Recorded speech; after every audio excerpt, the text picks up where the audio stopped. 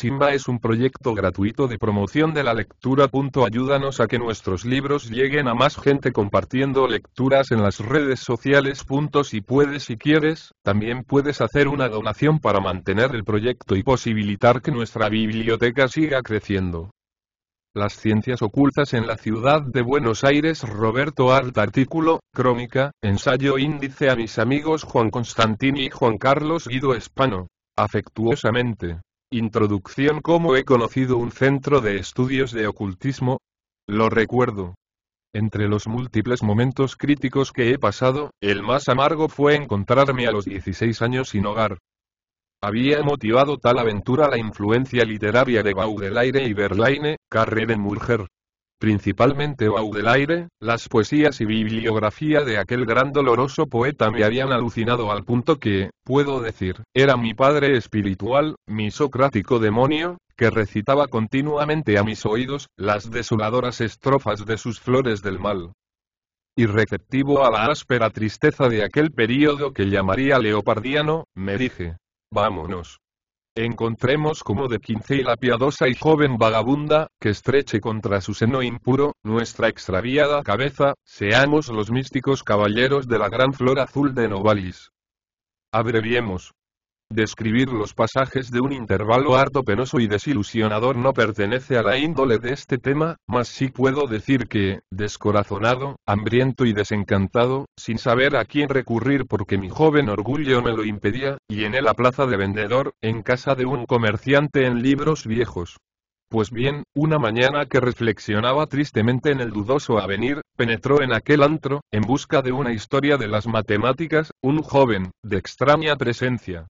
Palidísimo, casi mate, los ojos hundidos en las órbitas, todo de una contextura delicada y profunda, rodeado, por decirlo así, de un aura tan vasta y espiritual que inmediatamente me inspiró simpatía su criolla belleza.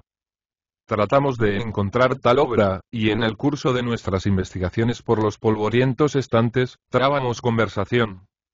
Le observaba. Al hablar lo hacía con especial cuidado, modulando las palabras con sugestiva euritmia, que prestaba a sus pensamientos precisas tonalidades, que me subyugaban con su timbre sonoro y convincente. Volvimos a encontrarnos otras veces en aquel lugar, y no sé si inconscientemente o de un modo premeditado por él, nuestros diálogos versaron acerca del ocultismo y teosofía. De estas ciencias poseía vastos conocimientos, a los cuales su fe les dotaba de tan severa apariencia, que no se podía menos de creerle y respetarle. Cuando desenvolvía esas tesis extrañas y obscuras, descubría, en el fulgor de sus negras pupilas, no sé qué misteriosos arcanos seductores. Me ofreció su casa y le visité. Me hizo conocer su biblioteca compuesta de libros de magia, alquimia, teosofía, etc., relatándome en el curso de esas entrevistas, maravillas alucinantes, que me conducían hacia el ayer, desdoblando sucesivamente la atracción de los misterios ocultos a los ojos profanos en los hipogeos brahmánicos, explicándome la función del espíritu y de los cuerpos astrales que rodean al igual de un imán su fluido, nuestro cuerpo. Era sabio y yo le escuchaba tembloroso de admiración. Su terminología a veces me era incomprensible por un gran empleo de expresiones sánscritas, mas luego me explicaba la función de ese tecnicismo, que a su vez, encerraba sonidos de psíquicos efectos. A veces, en la soledad de los parques, este Villiers de l'Isle Adam, relatábame el poder infinito de que disponen los fakires y yogis, la milenaria existencia de algunos sannyasis que habitan en las selvas que limitan al Brahmaputra, y las vastas logias blancas y lamerias que moran en las cumbres del Tíbet, y que están en perpetua lucha con los magos negros, los señores de la faz tenebrosa, vampiros voluntarios del principio del mal. Luego me descubría que por el poder de los sutras de Patanjali, de los Hatha y Raja Yoga, se favorecen los desarrollos de nuestras más inefables cualidades, sensibilizándose los órganos etéreos, cuyas formas de flores de loto, destruyen nuestro egoísmo o sensualidad. Por medio de esos poderes era clarividente al igual de Swedenborg, se escuchaban las misteriosas voces de los pianos, de los caos más distantes, como Hermes Trismegistus, o Isaías, se descorría el velo de Isis, se desenmascaraba la esfinge y se penetraba en la suprema razón, en el espacio de las n dimensiones. Se era casi un teurgo, a semejanza de Simón el Mago, Jámblico o Apolonio de Tiana. A voluntad se podía trasladarse por los espacios en el Kamarupa y visitar las lejanas regiones astrales. Y lo que me relató, después lo encontré duplicado en las obras de Blavatsky, Besant, Leadwater, Sinet, Olcott, etc. Sin embargo, en el curso de nuestras relaciones, era triste, circunspecto y pensativo. No creo que influyera en él su situación presente de marqués arruinado, mas su estado humilde exageraba el aspecto de hiperestésico extenuado que ofrecía, como si sobre él pesaran agobiadores atavismos que se me contagiaron insensiblemente. Un misántropo que hubiera meditado un sola al margen de Kempis, o de X Sepolcri, de Pascoli, no se espiritualizará como ese idealista de la Shodhana. Sufría momentos de dolorosa perplejidad, de indecisiones que interrogaban en las desencajadas flores de sus pupilas, que repercutían desesperadamente en todo lo que nos rodeaba, para después de unos prolongados silencios tácitos, apartarnos sintiendo que nos alejaba al espíritu de Avaris.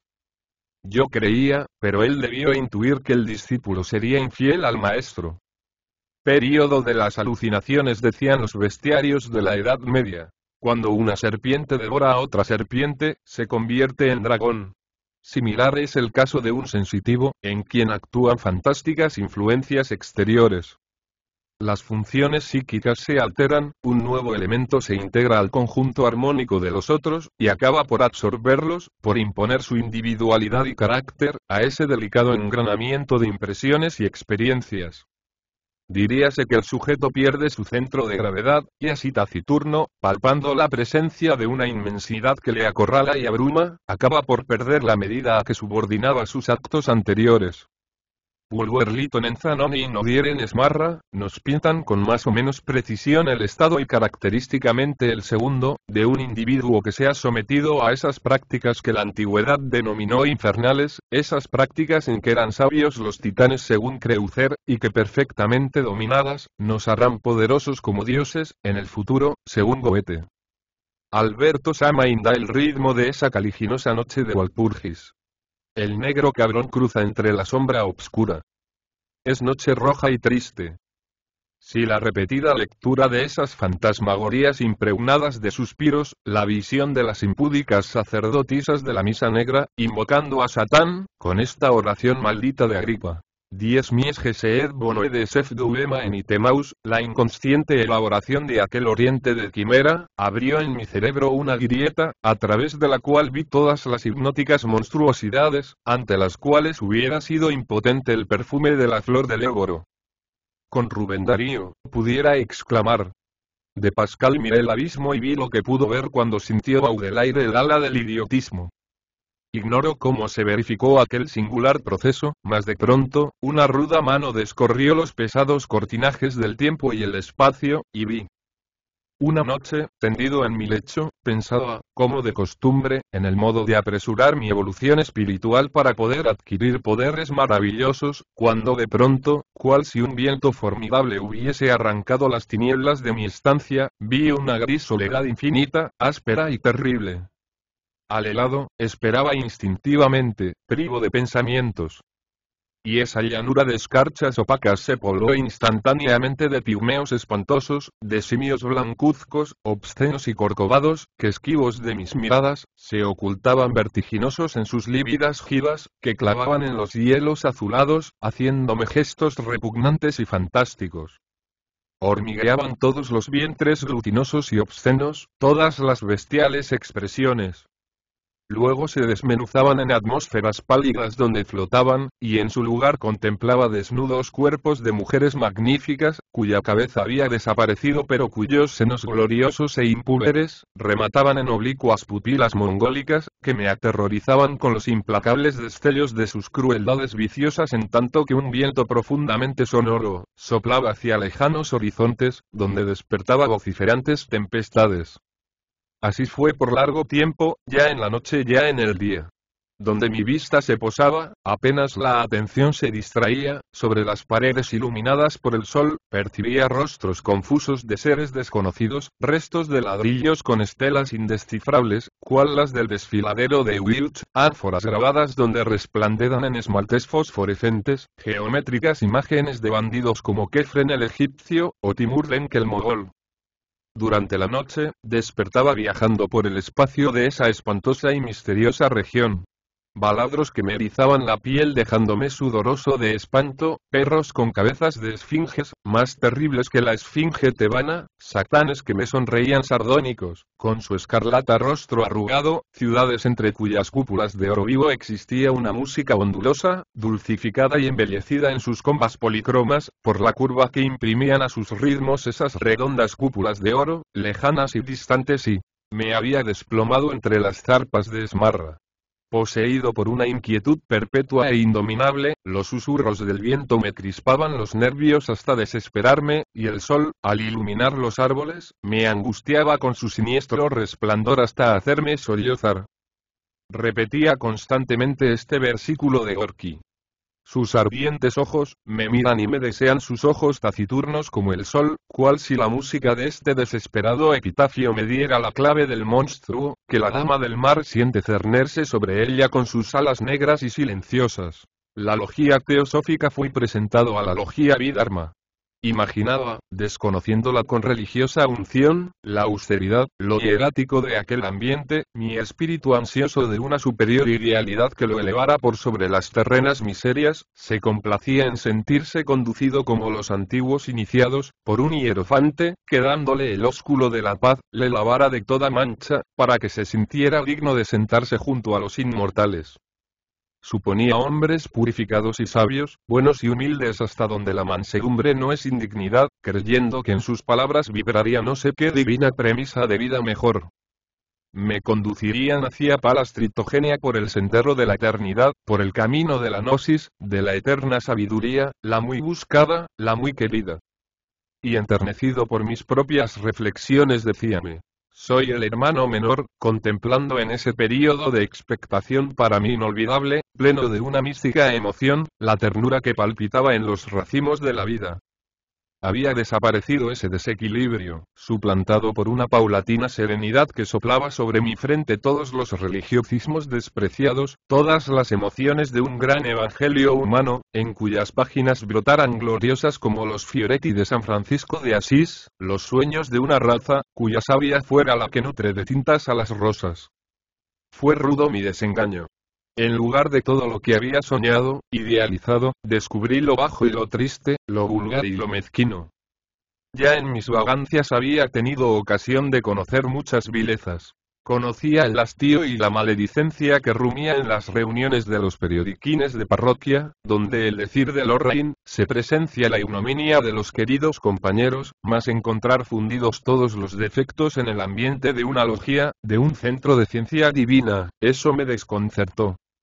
Perdí la recuperada pureza, y entonces libre de todo prejuicio, afecto e interés, consideré fríamente esa colectividad extraña. Reconocí que un pseudo-espiritualismo no excluía de esos que se consideraban superiores, el desprecio, el orgullo y la hipocresía. Recordé la santa sabiduría y la santa pureza del Bizancio de Lombard, y díjeme. Hablemos a los verdes, al pueblo que sueña y busca la verdad, de esos cenáculos de aristócratas del espíritu. Me pregunté dónde se practican esos principios bases de la logía, la fraternidad, la sinceridad, la tolerancia de creencia y el sentimiento de humanidad sin distinción de raza o de sexo. Entonces un teósofo, díjome, aludiéndose a mi asombro. Usted es muy niño. Tenía razón. Y pude comprobar en el transcurso de 2 años, que reinaba allí, como en toda reunión de individuos que se unen tácitamente para un mismo fin, una armonía que solo puede ser sometida por un medio. Infranqueabilidad a todo lo que se juzga nuevo e innovador, sentándose para ello dogmas irrisorios, prevenciones absurdas, o asumiendo actitudes dignas de todo desprecio. Quien tratara de discutir un postulado de ciencias ocultas sería mal visto, porque existe una manifiesta hostilidad a lo que se considera un desacuerdo con las ideas dominantes de la logía, que es respeto por todo lo emanado de los libros que la dirección central escribe de acuerdo con un fanático entendimiento de teosofía, magia, etcétera, etcétera. Después la vanidad adunada a la pedantería, los intereses comunes subordinados a las pasiones particulares, la sabiduría de los astrólogos logreros, y la dudosa honradez de ciertas mujeres equívocas. Esto no exento de groseras burlas para los espiritualistas panteístas, existiendo un desprecio absoluto por la ciencia, poniéndose en solfa a Comte, tratándose de degenerado a Nietzsche, y saboreándose el negativo idealismo de Schopenhauer. Solo en un Sanedrín de la Edad Media pudiérase encontrar en tal obcecación e hipocresía. En efecto, siendo la base de la St. la doctrina secreta de la señora Blavatsky, producto de la revelación de los Mahatmas a la autora, según se atestigua, por haber alcanzado el grado de Chela en ulteriores encarnaciones, hay que admitir, si no se discute lo enunciado en su obra, que todo lo establecido es una verdad divina. Ahora bien, como Papus prueba que hay contradicciones fundamentales, aceptar sin distinción de ningún género sus conclusiones, es caer irremisiblemente en la locura o en la inconsciencia. Si se discuten ciertos principios, se discute su infalibilidad de clarividente y en ese caso el sistema se desquicia o se produce un cisma. Mas como estos dos extremos son hábilmente salvados ya con interpretaciones que no tienen más valor por su carácter que el que se puede conceder a una interpretación, o por un premeditado silencio en tomo de ella, caemos siempre inevitablemente en la simulación de parte de los inteligentes e ignorancia en lo que toca a los neófitos. Otro de los aspectos de esa corrupción interna, es la inmoralidad que merece los reproches más duros y acerbos, porque ella destruye toda finalidad de perfección que pueda animar a uno de sus miembros. En efecto, de acuerdo con los estatutos, la entrada de mujeres ya como socias ya como oyentes no es prohibida. Lógico es suponer a lo que una promiscuidad de esa índole ha de conducir, porque haciéndose sociabilidad, la galantería suplanta la gravedad, y luego la galantería degenera. Fraudes y la doctrina secreta. Antes de pasar a examinar someramente esta obra, digamos algunas palabras acerca de la autora y fundadora de la St. En el año 1875, señora Elena Petrovna Blavatsky. Nacida en 1831 en Rusia y nieta de la princesa Dolgoruski, contrajo a la edad de 17 años matrimonio con el general Blavatsky, al cual hirió la misma noche de bodas con un candelabro, fugando luego a caballo. Después de aventuras que no nos pertenecen examinar, dedicóse a propagar la nueva de que era enviada a predicar la existencia de una hermandad oculta en el Tíbet, y de la cual había recibido mágicos poderes. En efecto, comenzó a llevar a la práctica y a explotar tales revelaciones por medio de aparentes maravillas, que el Dr. Coleman, miembro de la Sociedad Oriental Americana y de la Sociedad Real Asiática de Londres, denunció al Mindan Mater, presentando luego al Congreso de Chicago en el año 1893, las pruebas de dichos trucos, que fueron 2 en New York, 4 en Filadelfia y 1 en el Cairo. Mas no acaban aquí sus supercherías. Después del fracaso con el matrimonio, Coulomb, que publica las cartas y farsas de que se valía para realizar sus pretendidos milagros, la Sociedad Psíquica de Londres comisionó al Dr. Richard Hodgson, quien después de un año de investigaciones, informó lo sucedido en la casa de Adyar, lo que dio por consecuencia la siguiente declaración: que la señora Blavatsky era una impostora, culpable durante mucho tiempo de una combinación continuada con otras personas, a fin de producir por medios ordinarios, una serie de aparentes maravillas, que redundaran en apoyo del movimiento teosófico. Después de dichas declaraciones que nos hacen dudar acerca de la moralidad de la señora Blavatsky, examinemos su obra capital, La doctrina secreta, de la cual afirma Patus, uno de los más eminentes estudiosos en estas cuestiones. La doctrina secreta carece de método, componiéndose de una multitud espantosa de afirmaciones que en nada se apoyan, hallándose en ellas contradicciones múltiples y fundamentales, lo cual hemos podido comprobar después de una repetida lectura, siendo la confusión que en ella se encuentra, producto en nuestro concepto de una premeditada labor, cuyo destino es ser obscura y atrayente por su misterio. Escribía Blavatsky al literato Soloviev: que los teósofos sean rodeados de tal misterio, que el propio diablo sea incapaz de ver cualquier cosa, deseo muy poco recomendable en los labios de una iniciada. Feliz me consideraré si puedo dar una leve idea de esta maravilla de exégesis arcaica y absurda. Reunid el Avesta, los Vedas y los Edas, refundid los comentarios del Talmud y la Torah, las interpretaciones de los cabalistas desde Simón ben Jochai hasta Kulrat, las divagaciones y prodigios de los teurgos, la ciencia de Pitágoras y Hermes, la ética de los budistas y neoplatónicos, la sabiduría de la Gnosis, Basílides y Valentín, los libros sagrados de Enoch que fue arrebatado al cielo y de San Juan que anunció el anticristo, las especulaciones sobre los ángeles, querubines y potestades, no olvidando a los rabinos, a San Agustín y Santo Tomás, hasta el Rosacruz Max Heindel que los considera como primordiales factores de evolución. Allí bebéis las aguas de Kmusina. El asombro os detiene. El mito de los satanes, de los Elohim, del Agán Cadmon y del Agán Edénico, la salvaje y justa rebelión de los titanes hermafroditas de los trabajos y los días, y del Popol Vuh se confunden, y así progresando, alternando sin interrupción ya los sacrificios de Veleda, ya los encantamientos de Merlín o Lorelei partís del informe Lemur, inerte masa de materia que se balanceaba amorfa en continentes desaparecidos a milenios hasta el Pitecoides, pudiéndose condensar el sinuoso derrotero de esa cósmica evolución, en esta hermosa cuarteta de Estrada. Este es el simio antiguo que cabalgó el onagro, hizo el hacha, amó el tótem y alzó el cubil lustral. 5000 siglos tristes obraron el milagro de hacerle bestia y hombre, ángel bestia inmortal, para después desplomarse en una avalancha de estupendos fulgores, en el seno de un arqué destinado a crear nuevos tipos de raza. El plan es maravilloso, contradictorio, gigantesco, hipotético, cual si fuera el poema de un Dante discípulo de Gebert. Se imaginan jerarquías de seres celestes, grados de iniciaciones, planos que son 7, y que ya divinos o espantosos nos recuerdan las epopeyas del Ramayana y Bhagavad Gita, planos de bachánicos, camalocas y donde las monstruosas sombras vigiladas por el guardián del umbral, se arrastran pesadamente mordidas por la reminiscencia de terrenos deseos. Y luego antítesis lógica, brillazones en estallidos de auroras boreales, hilos de oro uniendo las espirituales esferas, los dobles estelares, en donde se deslizan las conciencias perpetuas y hermosas, que condensan en el enigma grandioso de su esplendor, el esperma de mundos futuros. Oh. Nadie ha ingeniado más enorme locura con el disperso caudal de los tiempos. ¿Creéis escuchar el clamor que precede a los manvantaras y pralayas de los ciclos brahmánicos? ¿Seguís la inhibición de la gran entidad macrocósmica en su inconmensurable huevo de oro, cual si por medio de un inefable monosílabo, tuvieseis el poder de retroceder con vuestro espíritu hasta aquella indescifrable hora en que el Espíritu de Dios flotaba sobre las aguas? Los oráculos de los solitarios que arrastran sus tremendas visiones desde Benares hasta la Tebaida, los libros de los inanunciados, de los presentidos, las revelaciones de Oanes el hombre pez y la profetisa Uoluspa, los gritos de la sibila Kumas, las imprecaciones del camellero Mahoma se suceden ya amenazadoras y lívidas, ya dispensadoras de auroras que tienen un vasto reflejo sangriento.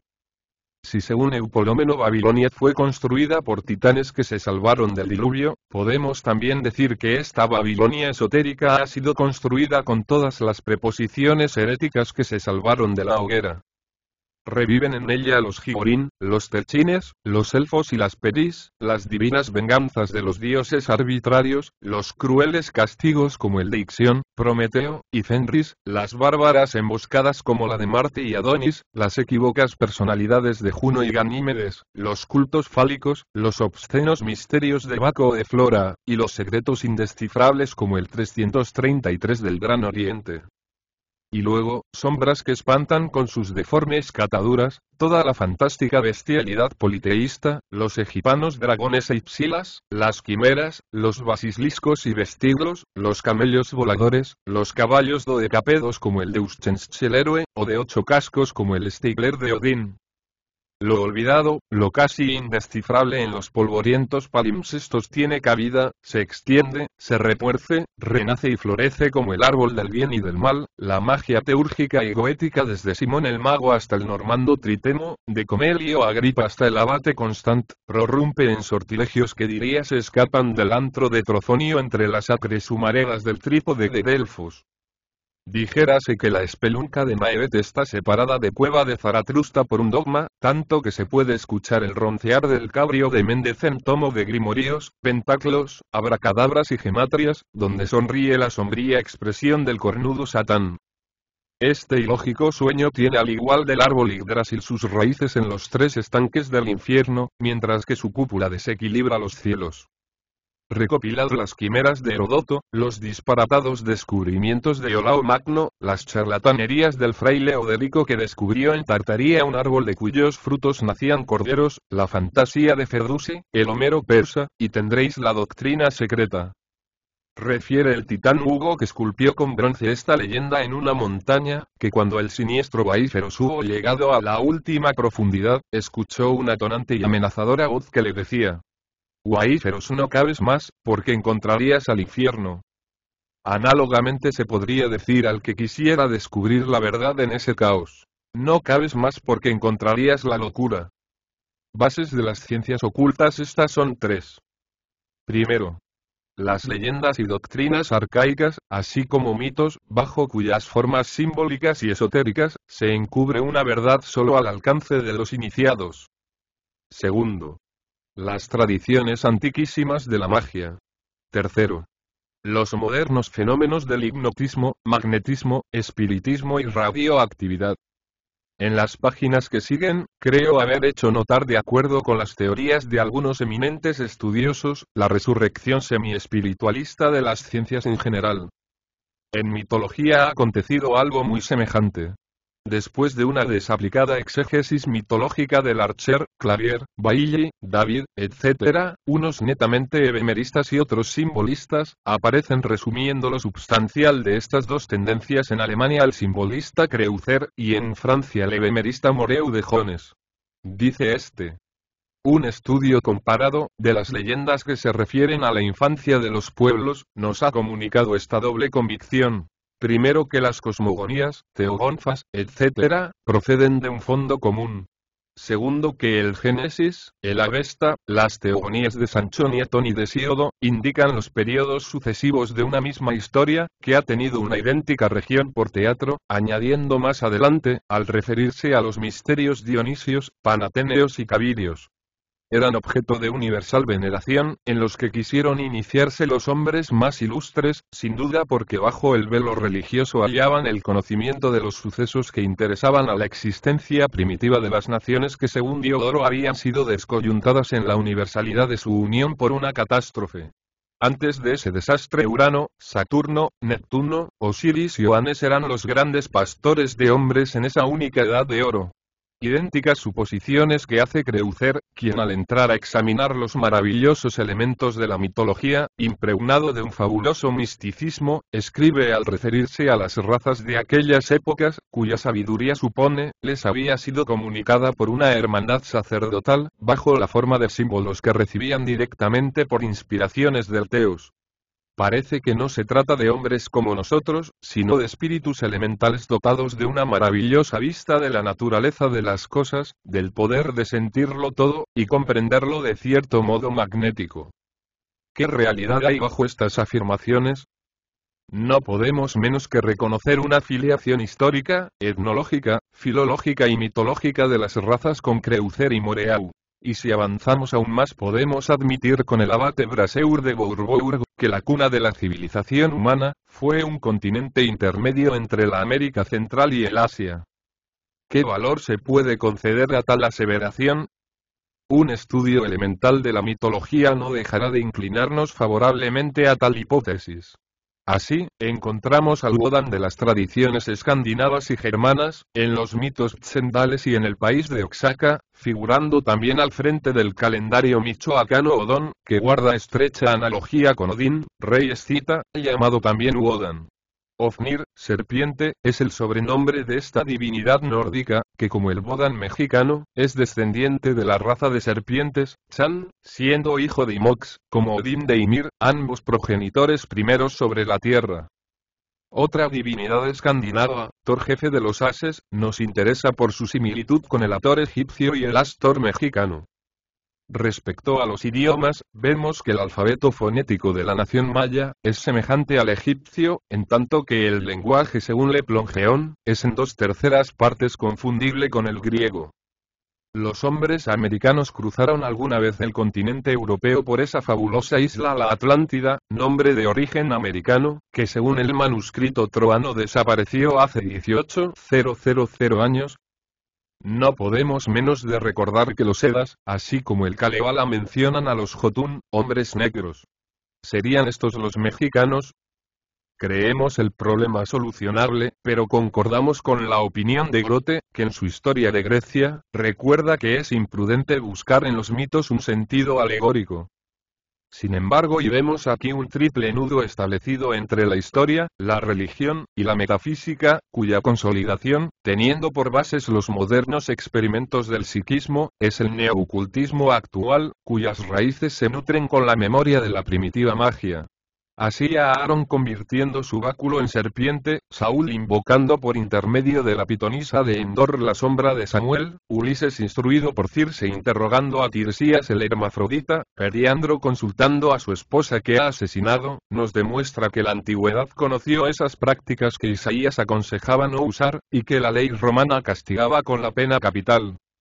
La Edad Media conoce a Rases, Flamel, Avicena, Alberto el Grande, Villena, siendo después sus sucesores Gilbert, Van Helmont, Flood, Paracelso, Swedenborg, Saint-Germain, Pascali, Mesmer, cuyos experimentos resucitados por Cagliostro, originan las científicas investigaciones de Dupotet, Bertrand, Bright, Meunier, Richet, Charcot, Liegois, Louis, Oeroville, Crookes, Delane, Fichte, Lombroso, Weininger, Weber, etc., etc.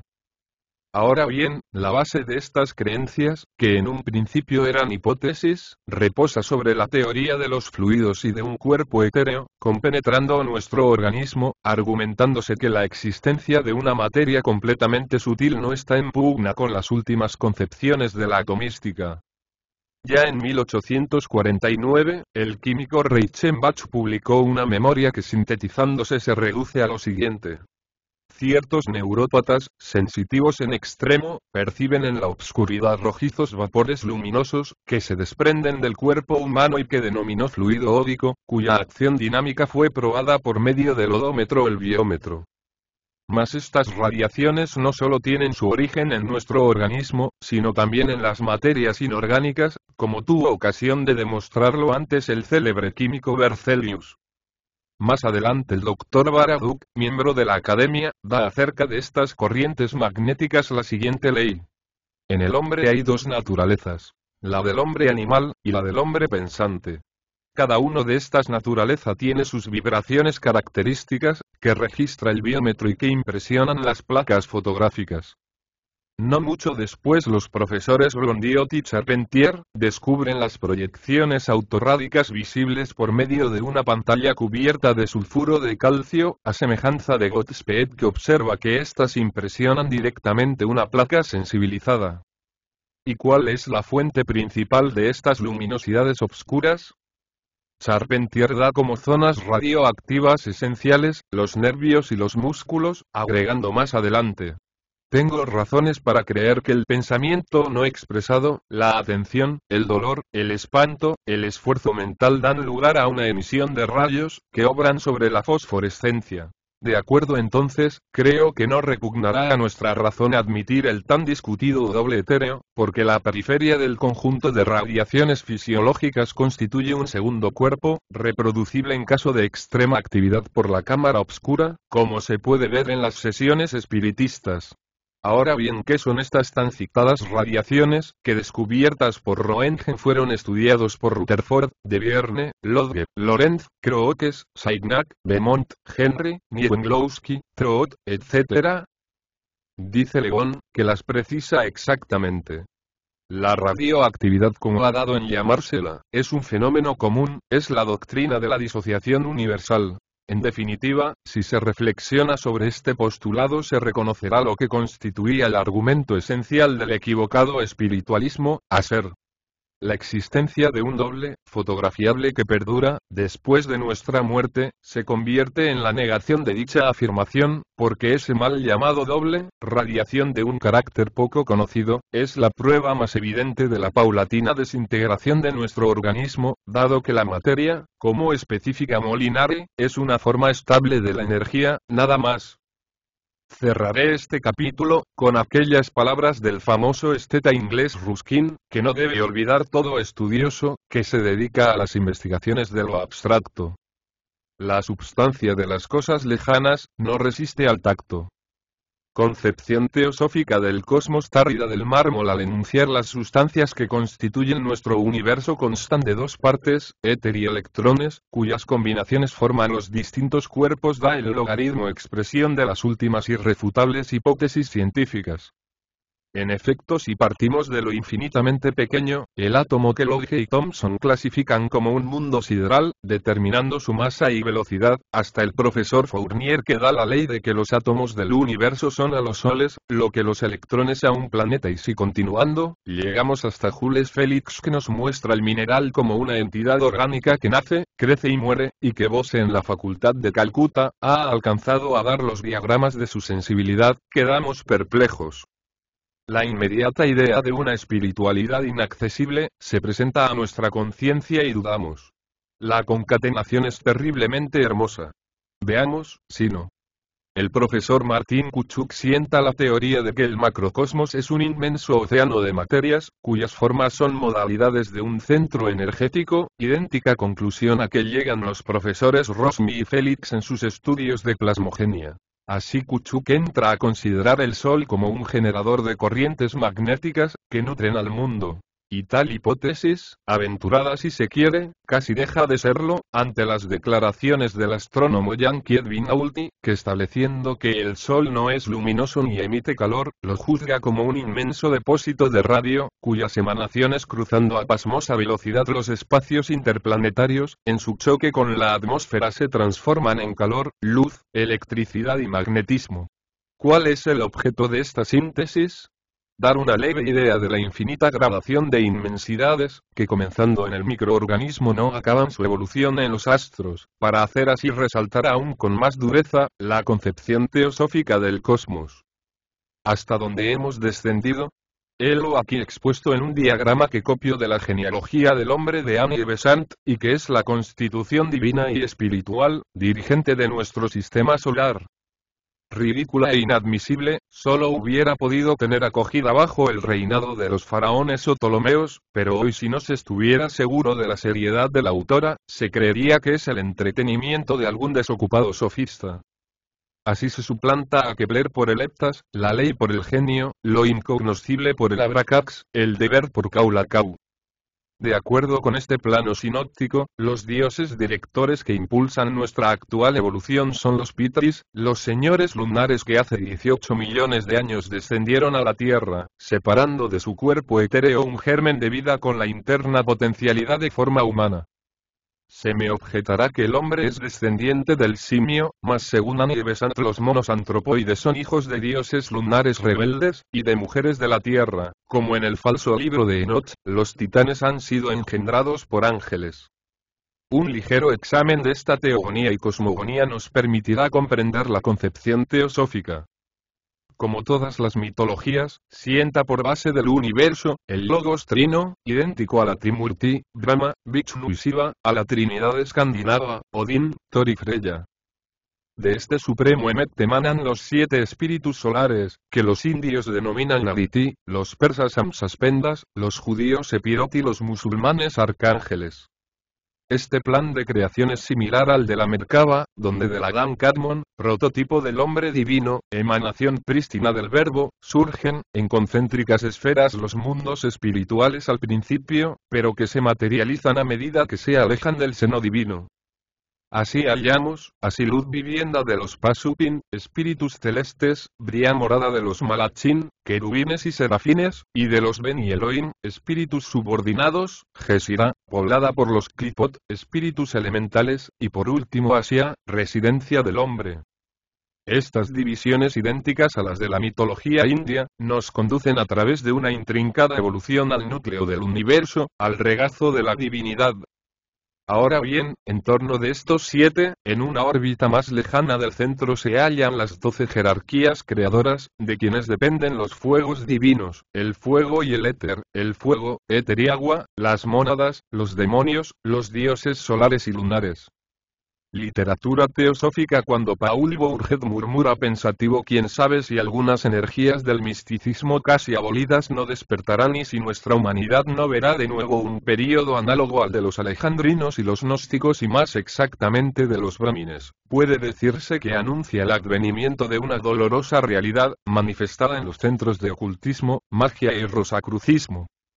En efecto, podemos observar que en el teatro, la novela y la poesía se produce un surgimiento místico decadente, saturado de psiquismos, de nuevos estados de espíritu y extrañas situaciones amorales, triunfando las perversas fantasías y lúgubres, dichas malsanas, cuyas garras despedazan carnes de espíritus gozosos de voluptuosidad. Es el espasmo de todas las febricencias cerebrales, el dulce espanto de los abismos voraginosos y opacos. Así vemos en Swinburne, Oscar Wilde, Del Valle Inclán, Anon, D'Annunzio, Ibsen, Maeterlinck, Verlaine, Tagore, Nervo, Eschure, Jules Boyce y Moritz, la florescencia triste de los siglos lujosamente crapulosos y melancólicos, la pasividad inerte, sensual y adormecedora como Aquerontía, la ansiedad infinita, las virilidades exhaustas y nunca sacias, famélicas, hambrientas de un dios que invocan con plañideras letanías, de alucinadas gatas fosforescentes. Y este reflejo, sombríamente morboso, más que nunca en todo su apogeo, pleno, despojado de crudas realidades y saturado de oporosas y trémulas bestialidades espirituales, lo hallamos en su más completa expresión, en la reciente literatura ocultista. Destinada por su sentido a propagar las ideas, dogmas de estos círculos, la orientación en que está encaminada, es por el sendero de las maravillas del folclore, y por las de un ascetismo religioso, búdico, comprendiéndose en estas dos tendencias un efecto común y que es la influencia sugestiva, casi inmediata de tales lecturas, en los neófitos, preparando así su espíritu, para captar en el más alto grado, lo que se enuncian por verdades superiores, evitando así todo género de discrepancias con el núcleo directivo. Tales obras que no dejo de admirar, por la singular belleza de que están impregnadas, no me impiden reconocer lo nocivo de su finalidad, que es el predominio de lo abstracto, de lo incognoscible sobre lo concreto, lo práctico y lo sano. Pronuncio la palabra sano porque el espiritualismo pesimista que predomina en esos círculos, del cual Schopenhauer es su más admirado y genuino representante, le opongo el epicureísmo nietzscheano o el positivismo, de Stuart Mill, y si se me replica que el arte es libre en sus manifestaciones, recordaré con cuidado que este arte debe ser eminentemente colectivo y democrático. Bien lo ha hecho notar Bergson, cuando analizando nuestro estado, llega a reprochar el predominio que hemos dado al intelecto sobre el instinto, pudiéndose decir que deberíamos animalizar nuestras tendencias tomando por maestro a Walt Whitman. Cuando el fisiólogo Du Bois, en su teoría de la anticínesis rotatoria, crea la ley de que los seres tienden a reaccionar en dirección contraria al movimiento que los arrastra, demuestra con claridad el fenómeno de que hoy somos testigos, ya en filosofía, literatura o metafísica.